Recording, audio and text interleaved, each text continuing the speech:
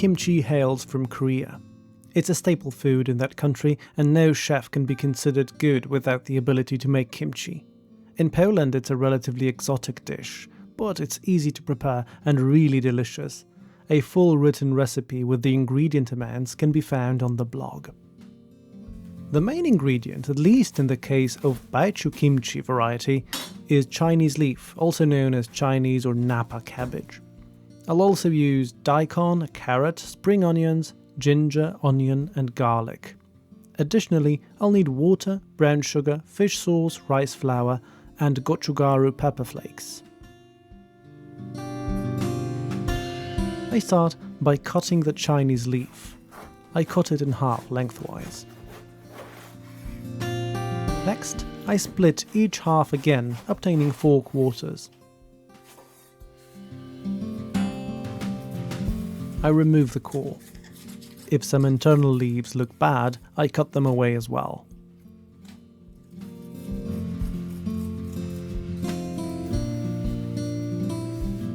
I slice the cabbage in bite-sized pieces. The size isn't too relevant though. I've seen anything from using intact cabbage quarters to a fine shred. I salt the sliced Chinese leaf. The exact amount of salt isn't that important as I'll be washing it away later. I happen to use around 3 tablespoons.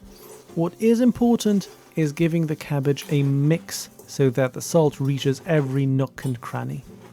The salt's role is the dehydration of the cabbage. In the process called osmosis, water flows from a medium with a low sodium ion concentration to where there's more sodium. The salt that's outside the leaves is the high sodium concentration medium, so it will draw water out of the cabbage cells. This ensures that my kimchi doesn't end up swimming in its own juices. I mix the cabbage every 30 minutes over the next 2 hours. Water quickly starts appearing at the bottom of my bowl. Before the Chinese leaf is ready, I prepare the remaining vegetables. I start by peeling and finely chopping a piece of ginger. I do the same with an onion. I peel a carrot. I want to julienne it or cut it into matchsticks. The easiest way to do it is to cut thin strips of the carrot and then slice them with a knife. I start by using a cabbage slicer, but the strips came out too thin, so I switched to using a vegetable peeler. Cutting the strips with a knife is much easier. Next I peel a piece of daikon. I like when different vegetables have different shapes, so I dice the daikon. Of course, it doesn't matter whether I cut the vegetables one way or the other. I sometimes go for slices or julienne everything. Each batch of my kimchi is a bit different. I prepare the spring onions. I cut off the roots or bottom ends and also remove any dry tips. I slice the spring onions at an angle. I think they look nicer that way. The last vegetable I use is garlic. I use quite a lot. I peel the cloves and give them a fine chop. The vegetables are ready, so it's time to make the rice porridge. I pour some water into a saucepan. I also add rice flour, brown sugar and fish sauce. I heat everything up, stirring constantly. I wait until the rice gelatinizes, which occurs between 68 and 78 degrees Celsius, that's 152 to 174 Fahrenheit. If the porridge becomes too thick, I thin it out with additional water until it's semi-liquid.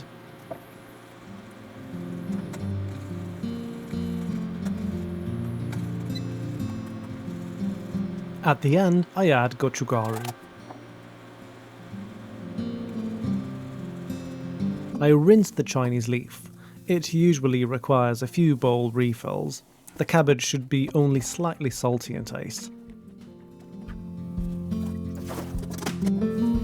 I place the rinsed and drained Chinese leaf in its bowl and toss in the remaining prepared ingredients, the rice porridge with gochugaru pepper flakes and the vegetables. I give it a thorough mix so that the porridge covers all other ingredients. In Korean recipes, the ingredient list tends to be slightly longer. A frequently used ingredient is salted seafood, such as sojiot or salted shrimp. However, they're hard to obtain in Poland. My kimchi is technically ready. Even unfermented, it's edible and tasty. But I'll put it in jars. It's a good idea to leave some head space in the jars since kimchi ferments rather vigorously and causes leakage. The red brine stains pretty much everything and is very pungent. As usual, I don't follow my own advice and fill the jars nearly all the way to the top. They all leaked. During the fermentation, bacteria digest sugars in the vegetables and the added sucrose, producing lactic acid, carbon dioxide, and hydrogen peroxide. It's difficult to pin down the exact bacterial strains that can be found in kimchi. The microbial composition varies by region and by ingredients.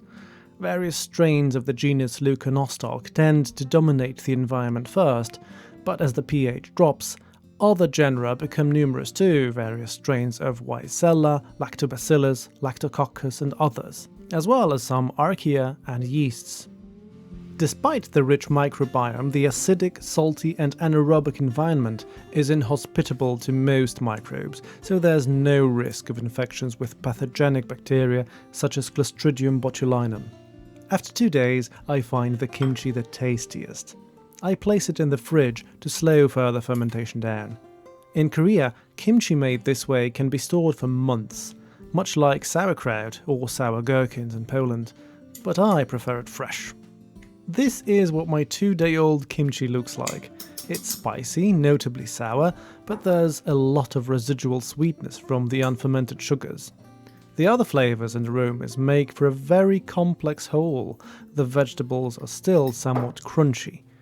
It's a perfect filling for kimchi mandu dumplings, a wonderful side dish, or simply a healthy and tasty snack.